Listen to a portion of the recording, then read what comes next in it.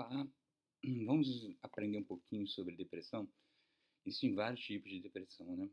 A depressão mais comum a gente chama de unipolar, né? E essa depressão tem os sintomas, né? É uma depressão química, né?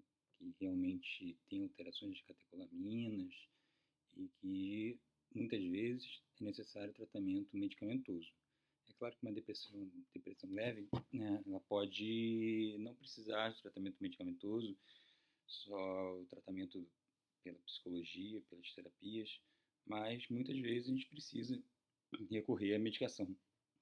Então, como identificar a depressão, né? Vamos lá. Um dos primeiros sintomas, né, da depressão é o humor deprimido, né? A maior parte do dia, né, quase todos os dias. Desculpa, eu tossi. É importante a gente pensar que, como é uma coisa química, uma alteração química, ela é uma coisa constante. Então, a pessoa era de um jeito e ficou de outro, né? Então, ela está para baixo, né? Às vezes, não quer fazer atividades, às vezes está mais quieto, né? A pessoa muda o jeito de ser, né?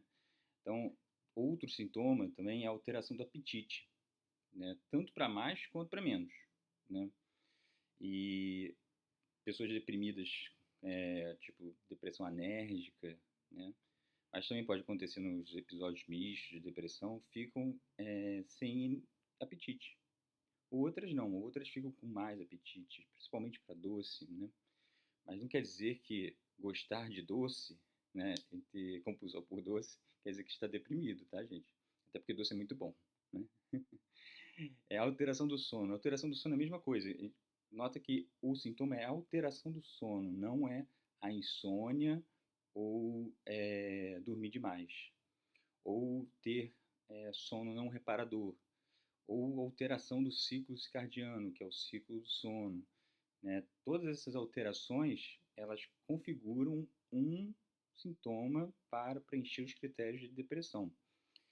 Agitação, né, tipo inquietude, né, e lentificação psicomotora, pode ter, né, a pessoa ficar mais devagar, né, não conseguir pensar do jeito que pensava, ou a pessoa fica agitada devido a um quadro de ansiedade sobreposto, né, então faz parte dos critérios de depressão, né.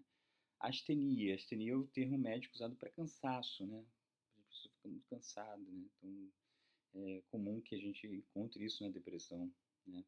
O desânimo, qual a diferença do desânimo para a astenia, né?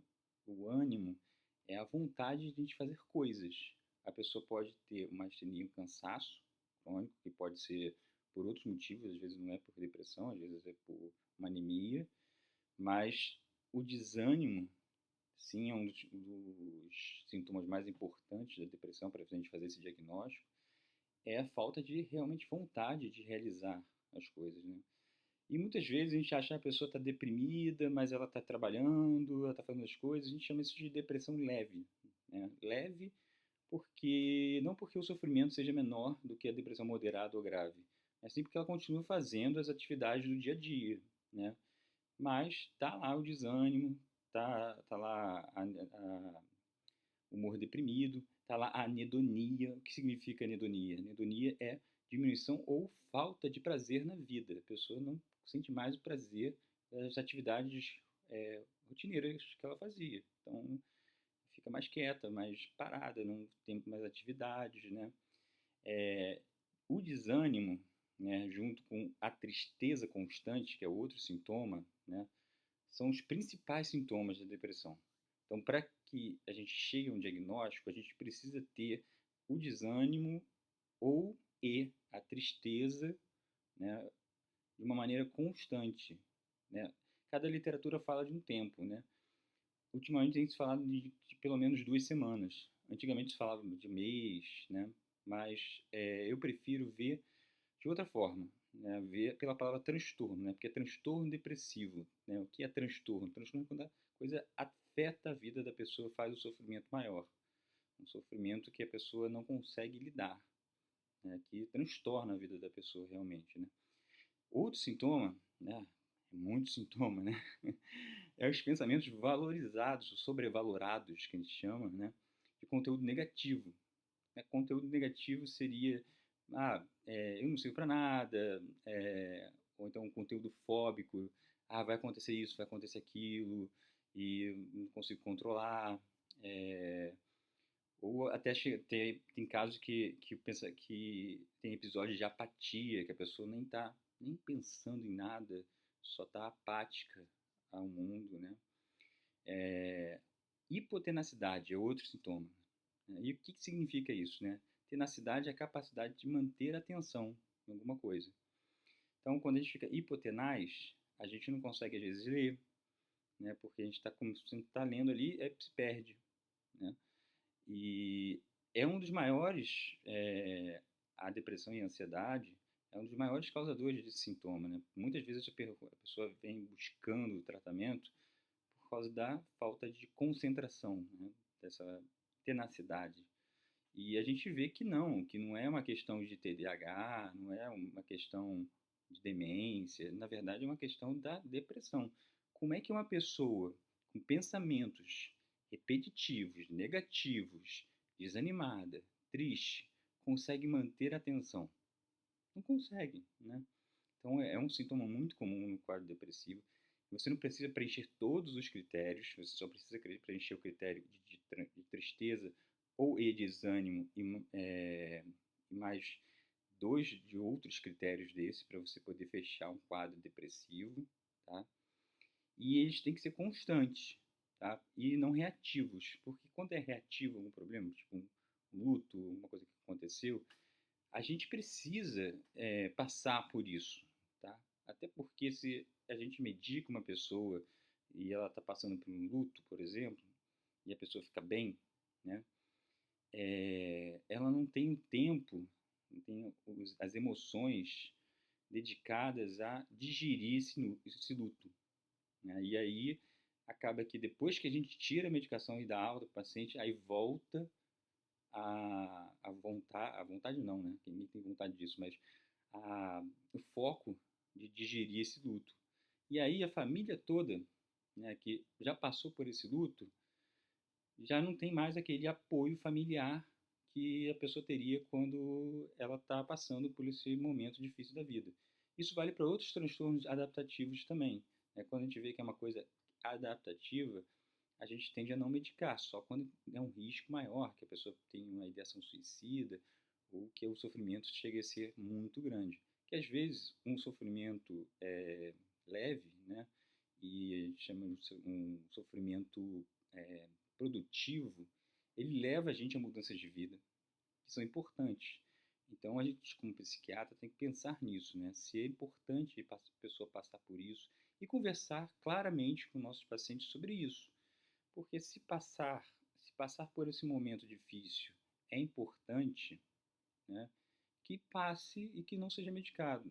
Tem trabalhos, por exemplo, que falam que o uso de antidepressivos independentes químicos que não têm depressão, que é muito comum os colegas passarem, eles diminuem, né, a capacidade, né, da recuperação.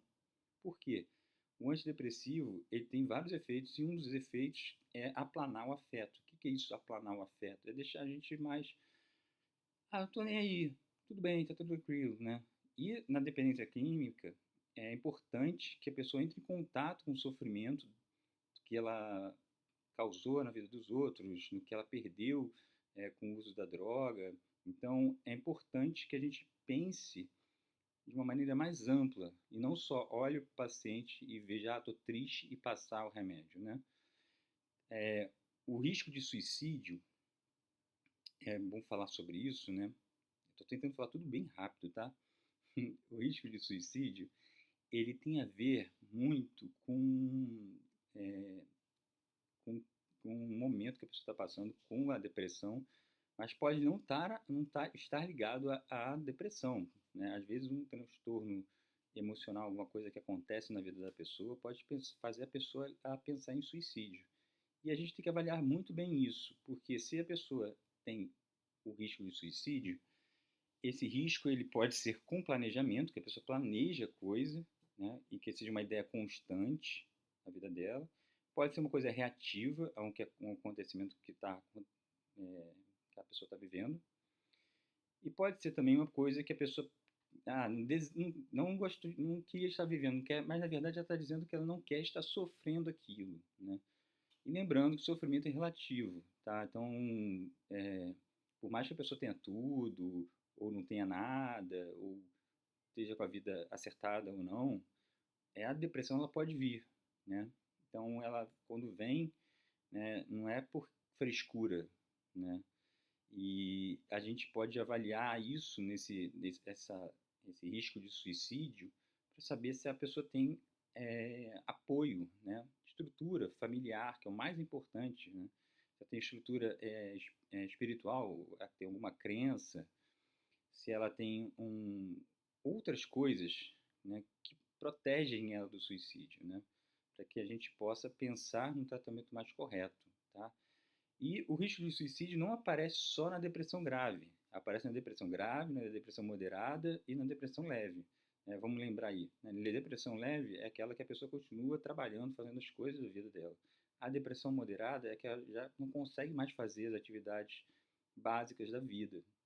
E a depressão grave é aquela depressão que a pessoa não consegue fazer o mínimo, às vezes nem tomar banho, né? Precisa de ajuda de terceiros para coisas mínimas, né? Então, essa depressão ela é classificada leve, moderada ou grave a partir do pragmatismo, que é outro sintoma, tá? Que a gente chama de hipopragmatismo, que significa pragmatismo? É a vontade, é a capacidade de executar sua vontade. Então, se a pessoa não consegue ou seus afazeres normais do dia a dia. Então, a gente usa esse sintoma para classificar se a depressão é leve, moderada ou grave, né? Na leve, o pragmatismo está parcialmente conservado, né? Na grave está debilitado e na grave está bem debilitado e na moderada ela está começando a ficar debilitada e dando prejuízo para a pessoa, né? Então, outro sintoma que é muito comum na depressão é a disforia, né? O que é disforia? Né?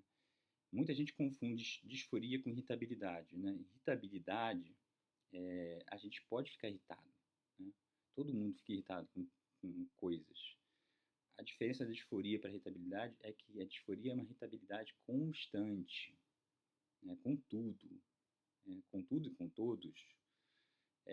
Mas alguns pacientes não demonstram essa irritabilidade. Mas você pode perguntar se está com paciência, e você vê que a pessoa não tem paciência mais para nada. Mas às vezes ela faz um esforço para não parecer irritada com ninguém, né? Então, outro sintoma muito importante é o déficit executivo, né, que é a capacidade de conseguir fazer as coisas, né? Não consigo mais trabalhar, não consigo mais fazer isso. Não é importante também, é um outro sintoma que é muito parecido com a hipotenacidade e está ligado à hipotenacidade, mas as pessoas têm esse déficit executivo de conseguir fazer as atividades, né? Não é só não ter concentração para fazer as atividades. Geralmente a hipotenacidade faz com que a pessoa demore muito tempo para fazer uma atividade que ela faria muito rápido, né? O déficit executivo é que a pessoa já não consegue realizar essas atividades em vários âmbitos da vida dela, né? A gente tem também a incontinência emocional. O que seria incontinência emocional, né? Incontinência emocional é o choro fácil, é estar à flor da pele, né? E tem muitos pacientes com depressão que têm incontinência emocional, né? E isso, ele não é só chorar, deixa chorar. Não, é chorar em momentos que não dá para chorar, né? Que seriam que atrasam a vida da pessoa na hora, né? Dispõem, né, o emocional da pessoa. A pessoa fica chorando demais, né? E isso é que é incontinência emocional. Né? E também pode ter uma instabilidade emocional, né, relacionada aos sintomas, pode ficar mais cada hora de um jeito, né? O emocional variar, é comum também aparecer, né? E comportamentos compulsivos. Por que comportamentos compulsivos? Aí vamos voltar lá para anedonia, né? Então a pessoa fica sem desejos, né? O desejo fica apagado. Então a pessoa procura suprir essa falta de dopamina com desejos mais rápidos, tipo ficar no celular ou, ou até usar substâncias. é, Busca essa saída pela compulsão, né, que está relacionado a esses sintomas, né? Outros sintomas que não são tão comuns, mas também aparecem, são as dores psicossomáticas, né, que aí o pessoal chama de fibromialgia, né, mas também está dentro do quadro de depressão e muitas vezes está relacionado à depressão. A hiperfagia, que é comer demais, né, já falei, né? Episódios dissociativos, que é quando a consciência fica restrita a alguma coisa, a pessoa tipo tem desmaios, não sente a perna, fica com parestesias nos membros, alterações da consciência do próprio corpo, né? Então, estou aqui dizendo aqui rapidamente, até porque vou aprofundar mais no futuro, mas é só para dizer para as pessoas aí o que é depressão. Se você tiver se enquadrar nesse quadro de depressão, procure um psiquiatra, tá? É, ou psicólogo, tá? Porque às vezes precisa do psiquiatra, às vezes precisa só da terapia, né? A gente aqui no Instituto IFP3, a gente gosta muito de trabalhar em conjunto com os psicólogos, né? Porque dá muito mais qualidade, né? Porque a gente acaba sabendo muito mais sobre o paciente, porque a gente tem uma hora ali de consulta, e uma hora de consulta a gente conhece o paciente por inteiro, mas no contato com a psicologia, assim, não é todo paciente que o tratamento não farmacológico passa pela psicologia, pode ser exercício físico, mudanças de vida, né? Existem vários tipos de terapia e essas vários tipos de terapia elas são mais indicadas para cada paciente de uma maneira individual. Então, eu gosto muito de receber o paciente, tirar ele dos sintomas, para poder entender também qual é o melhor tipo de psicoterapia a ser indicado para esse paciente, ou terapias complementares como yoga, né, exercício físico, alteração de hábitos, tipo tela, ou de outras coisas, né? E entender, escutar bem o paciente para poder ter uma medicina real, né? Uma medicina real que não é aquela de toma aqui, toma esse remédio aqui e pronto, né? Não, até porque cada remédio ele é mais específico para cada tipo de depressão diferente. A depressão que eu estou falando, que é a depressão unipolar, ela, ao contrário do que as pessoas falam, genética, né, das depressões, ela não tem muito fator genético ligado, até porque um quarto das pessoas já vai ter ou já teve um episódio depressivo na vida. Então é uma coisa que ultrapassa a genética, né? Então é uma coisa muito comum, tá? Não é vergonha nenhuma ter depressão, tá? É uma doença, um transtorno que qualquer um pode ter, independente da vida que a pessoa leva, tá? Algumas têm fatores externos que são os causadores da depressão, né? E esses fatores têm que ser modificados, ou através de terapia, ou através de mudança de vida, ou através, como eu falei aqui, atividade física, yoga, coisas que estão comprovadamente, cientificamente comprovadas, que melhoram a depressão, tá? Ah, outra coisa, tratamento para depressão não é para sempre, tá? Então e a gente sempre foca em tratamentos com menos remédio possível, porque é ruim ficar tomando remédio, a gente sabe que a adesão ao tratamento ela depende muito disso, né? E também combinar com o paciente, né, que a gente pode chegar ao quadro de alta, né? E esse quadro de alta existe até medicações que a gente faz aqui, somente aqui, eu acho, em poucos lugares fazem, que a gente consegue terminar o tratamento de depressão e fazer um ciclo dessa medicação para que a pessoa não volte a ter quadro depressivo, né? E tem grande êxito, então é uma coisa bem bacana, tá? Se tiver dúvidas sobre depressão, quiser comentar, comente aí. E foi um prazer falar com vocês. Um grande abraço.